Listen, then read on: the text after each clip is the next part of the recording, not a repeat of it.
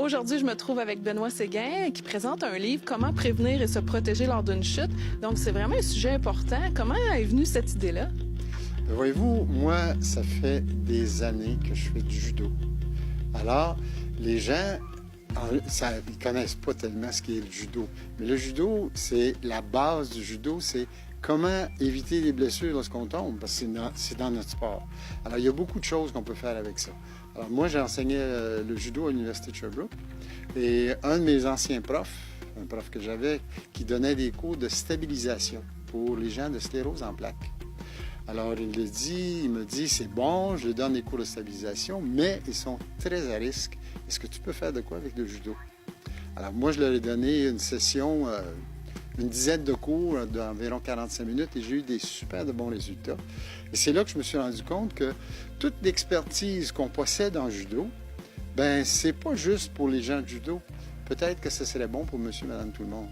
Et étant donné que je l'avais fait avec des gens sclérose en plaques et que les gens me disaient, ben, regarde, j'ai tombé, j'ai fait ce que tu m'as dit, je me suis pas blessé.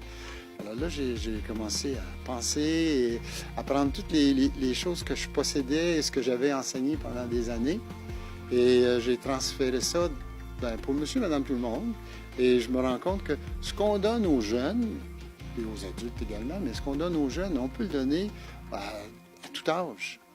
Et là, j'ai écrit ce livre. Et à partir de ce livre, Judo Québec était très intéressé. Il s'est rendu compte que, regarde, c'est important. Et pour moi, je compare ça à la natation. Si tu veux pas te noyer, tu vas aller apprendre à nager. Et si tu veux pas te casser lorsque tu tombes, pourquoi tu n'irais pas apprendre à bien tomber?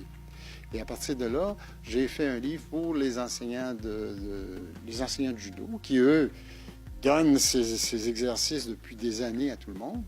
Et là, maintenant, Judo Québec est impliqué et on veut faire en sorte que ces chutes, ces moyens de prévention de chutes soient présentés à monsieur, madame, tout le monde. Alors, on peut aller dans une école de judo, non pas et non plus pour faire du judo, parce que le judo, c'est réservé à ceux qui veulent en faire quand même, mais pour aller apprendre tout simplement cette base, comment éviter de se blesser lors des chutes. Et lorsque mon bassin monte, ça fait en sorte que je vais tomber du plus haut possible, parce que mon corps va monter. Et après, par habitude, mon bassin va monter et mon bras, si je suis de ce côté-là, mon bras droit va s'en aller vers l'arrière. Ce qui fait que je vais tomber du plus haut possible sur un seul point de contact.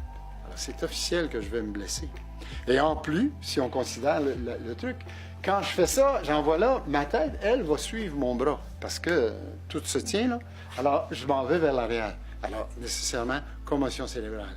Alors, voyez-vous, il faut changer nos habitudes. Lorsque je glisse, j'habitue mon corps à entrer vers l'intérieur.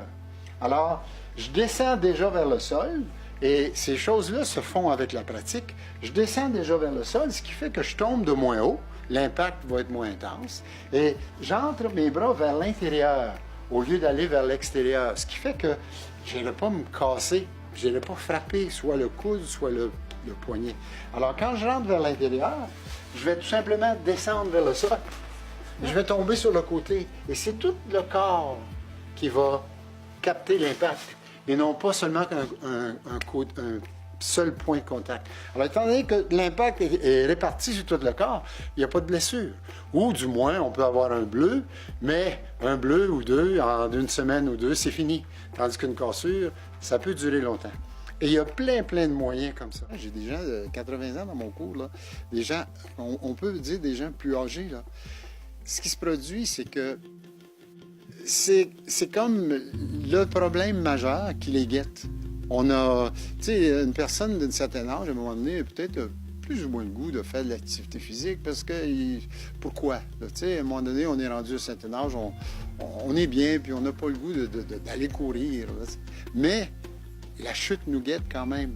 Alors moi, j'apporte des gestes et des activités, et, toutes sortes de notions qui peuvent aider les gens à garder leur stabilité parce que, écoutez bien, ce qui est important, c'est d'éviter la chute.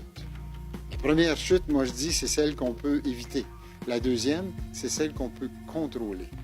Alors je dis aux gens, faites tous ces exercices-là et vous allez mettre les chances de votre côté. Comme je disais tantôt, comme le nageur qui apprend à bien nager, il met les chances de son côté lorsqu'il tombe à l'eau. À chaque jour, on fait plein de gestes. Et si on ajoutait aux gestes qu'on fait à chaque jour un exercice? Je peux vous donner un exemple. Moi, si je brosse mes dents le matin, bien, je vais le faire sur une seule jambe pour toujours développer cet équilibre. Bien, au début, on peut se tenir un peu près le lavabo, puis graduellement, on se rend compte qu'on peut se stabiliser, puis ça se développe. C'est avec le temps. Et il n'y a pas de miracle. Il faut travailler un peu quand même. Mais avec mes exercices qui sont un petit peu au quotidien, si tu vas, mettons, je viens de dire l'histoire des dents, mais si quand tu laves la vaisselle, le linge qu'on utilise pour essuyer le lavabo, bien, si au lieu de le tordre une seule fois, si on le fait 12-15 fois, bien, on donne du tonus à nos muscles. Et plus on donne du tonus à nos muscles, plus on va être stable. Et puis, vous avez une conférence là, le 5 avril ici à Drummondville. Oui, au Drummond Olympique, le club de judo Drummond Olympique, qui, eux, ont un cours de judo adapté pour les personnes plus âgées. Et moi, ce que je vais présenter, c'est tous mes moyens que j'utilise pour apprendre à bien tomber. Et la population est invitée, si vous voulez venir voir qu'est-ce qu'il y en est, le 5 avril. Le cours est de 6 heures, de 6 à 7. Moi, je vais donner cette présentation. Ce qui est intéressant dans le livre, c'est qu'on s'adresse aux personnes âgées, mais aussi aux enfants, parce que ça peut commencer jeune, la prévention. Exactement. J'ai donné un stage l'an passé au primaire dans la région de Québec. Et là, je vais donner au niveau du colloque des éducateurs physiques, je prévois donner. C'est à tout âge. Tout le monde tombe. Il faut vraiment leur apprendre comment bien se récupérer. Surtout avec les jeunes qui font des sports extrêmes. Bien, je ne sais pas si vous savez, mais il y en a plusieurs qui sont blessés avant de réussir le truc. Mais s'ils savent bien tomber, c'est pas miraculeux, comme je disais, ça ne va pas toutes les éviter, mais chaque chute qu'on évite, on peut éviter beaucoup de problèmes. Nous TV, fiers de faire rayonner notre communauté.